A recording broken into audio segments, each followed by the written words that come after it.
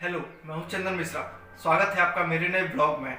आज मैं अपने YouTube फैमिली से एक पर्सनल एक्सपीरियंस शेयर करना चाहता हूं और मुझे आशा है कि ये मेरा पर्सनल एक्सपीरियंस आपको अपने भविष्य में सावधान करने में सहायक होगा।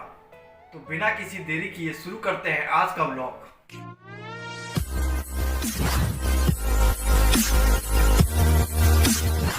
जैसा कि आप सभी जानते ही हैं कि आजकल कोई भी युवा चाहता है कि उसके पास एक अच्छा रोजगार हो जिससे वह अपने परिवार का भविष्य अच्छा कर सके, परंतु कुछ नकारात्मक तत्व बैठे हैं जो नौजवानों के सपनों के साथ खेलते हैं।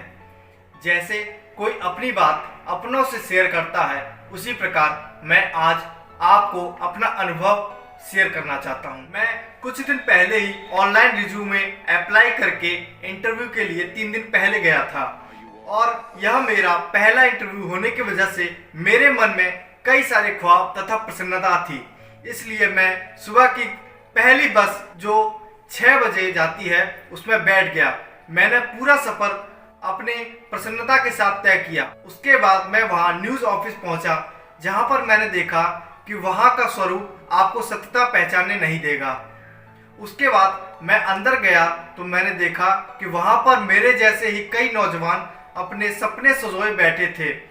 एक एक करके सबका नंबर आया और सबने अपना अपना इंटरव्यू दिया। उसके बाद मेरा नंबर आया तो मैं अंदर गया। मैंने देखा कि अंदर 2 व्यक्ति साक्षात्कार लेने के लिए बैठे थे। मैंने सभी से राधे राधे बोला। उन लोगों ने मुझसे अपना स्थान ग्रहण करने के लिए बोला। उसके बाद मैंने भी अपना स्थान ग्रहण कर लिया।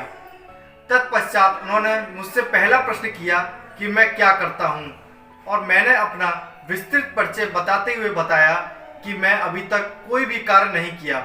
उन्होंने मुझसे अगला प्रश्न किया कि आपके पिताजी क्या करते हैं। मैंने भी अपने भोलेपन स्वभाव के कारण अपने पिताजी का विस्तृत परिचय दे दिया। उसके बाद उनके दिमाग में न जाने कौन सा भाव आया कि कुछ देर की बातचीत के बाद ही उन्होंने मेरा सिलेक्शन कर लिया। उसके बाद उन्होंने अब मुझे अपने न्यूज़ ऑफिस के कई सारे नियम व शर्तें बताईं, जिसमें उन्होंने बताया कि मुझे उनके ऑफिस से उनकी किट जिसमें कि आई कार्ड, माइक आदि चीज़ें मिलेंगी, परंतु मुझे वह किट लेने के लिए उनको 10,000 रुपये देना पड़ेगा या मुझे उन्हें 10,000 रुपये तक का विज्ञापन देना पड़ेगा। उसके बाद मेरी 1 दिन की ट्रेनिंग होगी और उसके बाद मेरी सैलरी शुरू हो जाएगी, जिसमें उन्होंने मुझे 25,000 से सैलरी शुरू करने के लिए बोला था। वह 10,000 रुपये वाली बात से मेरा मन खट्टा हो गया था और मैं बहुत उदास था, परंतु मैंने भी उनको उदास मन से हाँ करके और उनके साथ एक फोटो लेकर घर आ गया। उनके द्वारा मुझे ट्रेनिंग के लिए 2 दिन बाद बुलाने पर मैं पुनः 2 दिन बाद एक पूर्ण सकारात्मक ऊर्जा के साथ फिर से सुबह 6 बजे वाली बस पकड़ ली और पूरे सफर में मैंने अपने 2 दिन पहले वाली बात का चिंतन करते रहा और मैं फिर वहां उस ऑफिस में पहुंच गया। परंतु मेरे मन में उस इंटरव्यू वाले दिन का और आज के मन में काफी अंतर था। जहां मैं उस इंटरव्यू वाले दिन में अपने भविष्य के बारे में सोच रहा था, वहीं मैं अपने भूतकाल के बारे में सोच रहा था, जिसमें वह 10,000 वाली बात मेरे मन में कई सारी शंकाएं उत्पन्न कर रही थी। फिर कुछ देर बाद मेरे बैठने के बाद वहां के एचआर ने मुझे बुलाया, मेरे सारे डॉक्यूमेंट मांगे तथा 10,000 रुपये मांगे, परंतु मेरे पास 10,000 रुपये न होने के कारण उन्होंने मुझसे अपने सर से बात करने के लिए भेजा और मैंने वहां पर सर्वप्रथम राधे राधे बोला और उनसे मैंने कहा कि आज मैं 10,000 रुपये नहीं लाया हूं, परंतु आज आप मेरी ट्रेनिंग कराइए, फिर मैं घर पहुंचकर वह 10,000 रुपये आपको ऑनलाइन ट्रांसफ़र कर दूंगा। परंतु उन्होंने ऑनलाइन ट्रांसफ़र के नाम पर साफ मना कर दिया और मुझसे 10,000 रुपये नकद की मांग की, परंतु मेरे पास 10,000 रुपये नकद ना होने के कारण मैंने भी इनकार कर दिया और फिर उन्होंने मुझसे कुछ देर बाहर बैठने के लिए बोला।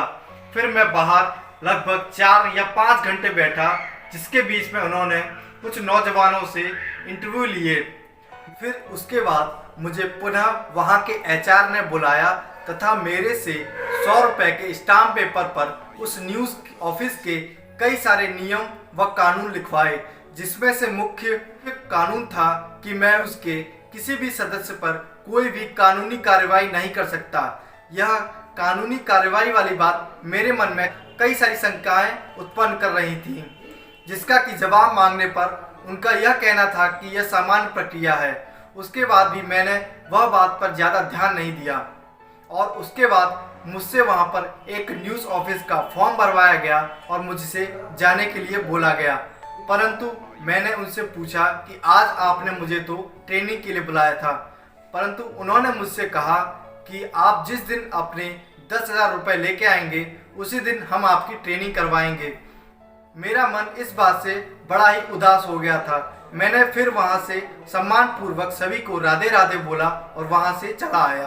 अब आप ही मुझे कमेंट के जरिए बताइए, जहां पर न्यूज़ एंकर के रूप में श्री रजत शर्मा जी, सुधीर चौधरी जी तथा अर्नब गोस्वामी जी महानुभावों का नाम आगे आता है, वहीं पर दूसरी तरफ इन नकारात्मक तत्वों का भी नाम आता है, जिससे उनका भी नाम खराब होता है। और कहा जाता है, एक उदाहरण, एक मछली पूरे तालाब को गंदा कर देती है। यह उदाहरण यहाँ पर एकदम सटीक बैठता है। उन नकारात्मक तत्वों को भी शर्म आनी चाहिए, जहाँ पर नौजवान अपने सफलता के लिए ऊंचाइयों को छूना चाहते हैं, वहीं पर यह नकारात्मक तत्व केकड़े की तरह इनको नीचे खींच लेते हैं। इसलिए आप सभी को ऐसे लोगों से सावधान तथा सतर्क रहने की आवश्यकता है।